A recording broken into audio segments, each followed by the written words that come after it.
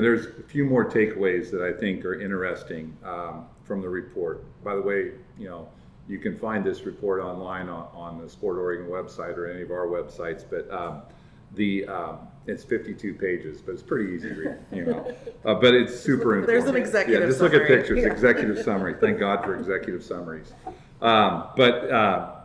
Oregon's athletic outdoor team and recreation ecosystem supports entrepreneurs and small businesses. And I think this is one of the really cool things here.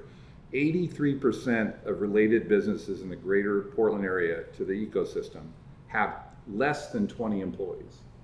I mean, that's amazing. When we talk about small business and how important that is, that's huge.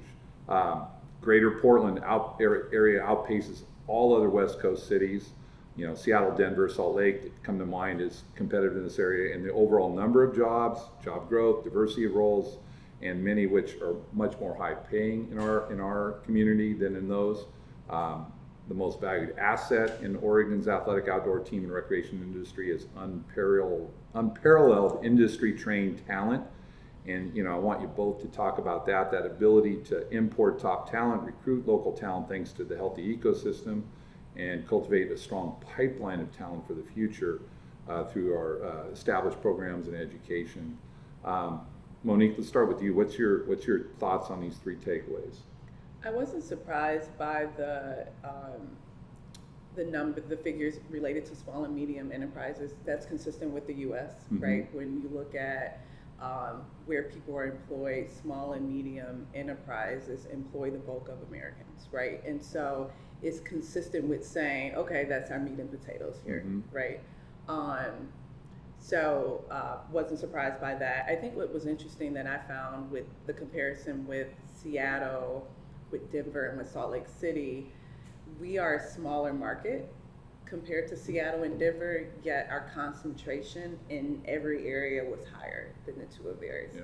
It was higher than Salt Lake City's, but I mean, we are a larger market, and so I think there's something to be said about the robustness of the industry here compared to apparel outdoor markets that we compete with for projects. I can tell you this: we worked with a company, and they're a global or a foreign company, and they have a small presence in Denver, and they're considering Portland. And we said, like, why are you in Denver?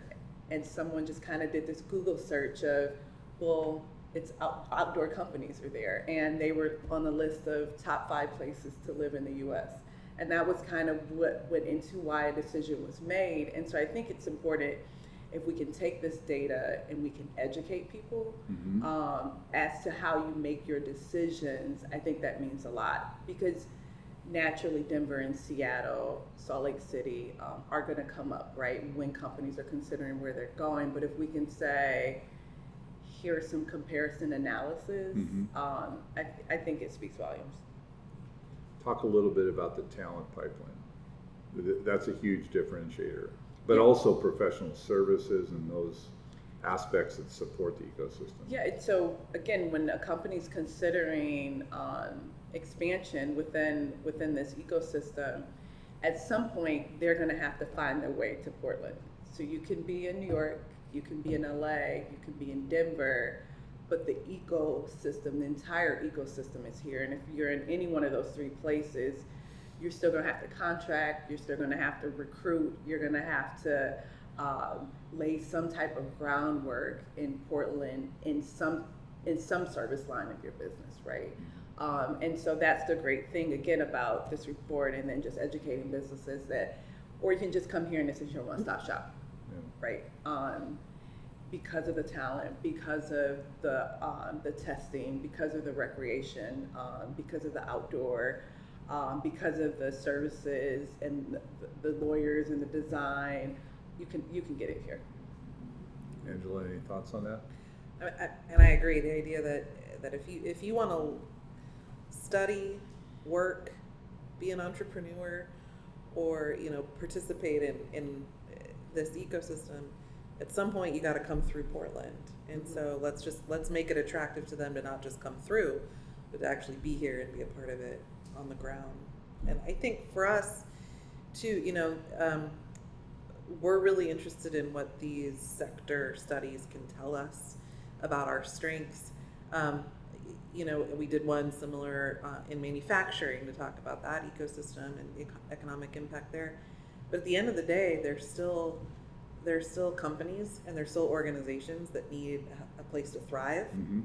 And so when we talk to small ski manufacturers or shoe startups, they're having the same issues that a lot of businesses are having around available land or commercial space, light industrial space, education, tax treatment, and all of those. So I think remembering that at the end of the day, we can be the place, the best place, the obvious place, but we still have to work at it a little. We can't take it for granted.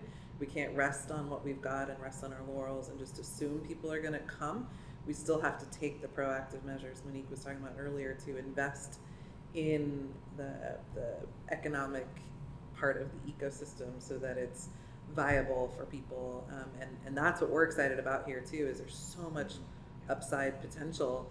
And so the return on policy investments can be huge and beneficial. And then it feeds into the more private sector activity we can generate. It creates more tax revenue into the system. It creates more opportunity for philanthropy. It creates more individual prosperity, which then goes to feeding investments in community spaces, education infrastructure. So it's this self-fulfilling kind of prophecy, if you will. And so we're excited about the opportunity, because I agree the story it tells is great. Now we gotta not be so Oregonian about it. We gotta actually get out there and brag a little bit. That's it. You gotta plant the flag. We gotta plant the flag and not be afraid to do it. Yeah. So I mean, you talked about taxes, $976 million. I mean, that's a big number. Yeah. 29 billion of direct, indirect annual impact. We talked about over and over through the whole study. When we talked to all the groups, the one thing that always screamed out was, we have world-class talent. We have talent. We have talent. What do we have to do to keep that talent here? And what do we have to do? How do we have to think mindset-wise, both from the industry standpoint, but also from a political leadership standpoint of getting even more talent here and keeping it here? I think a piece of it, especially in the day and age we're in with remote work, hybrid work options becoming so popular, and sort of the live anywhere, work anywhere piece, I think that's where it's really important for our elected leaders, community leaders, to remember that there's the economic health and the quality of life. You have to have both. Somebody's got to want to work here and want to live here. It's not enough that they just want to live here and they'll find a job, or they just want to work here and so they'll come and live here. Those two aren't necessarily hitched anymore. So we got to make it an attractive place to work and do business, and an attractive place to live. But I think I'm really inspired by some of the conversations we're having with companies about partnerships with K-12 education, partnerships with community colleges, the work that the universities are doing.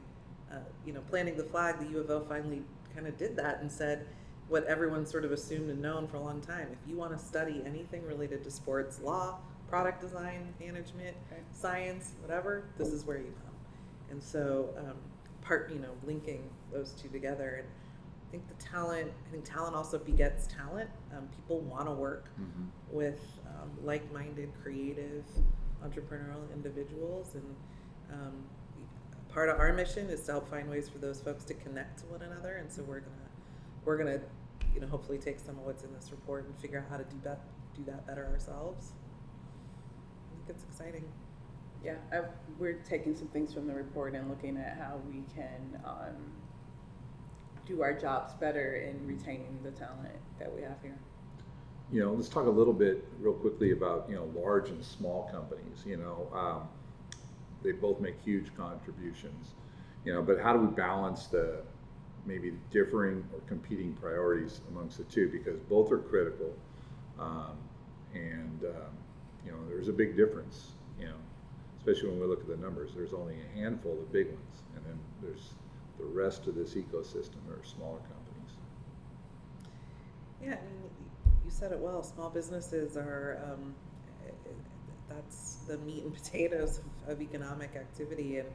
And I'll just echo, I think, what you said well earlier, Monique, which is, it's really, I don't know if this is the same in other places because I haven't been in it in those places, but there is something here that allows the big players, the medium players, and the small players to play together in a way that I've got to think is unique. And they're so supportive of one another because they see the mutual success on the other side of it. And so you're right. It's not an either or. It's not a let's only talk about the big guys or the franchises with the big names. It's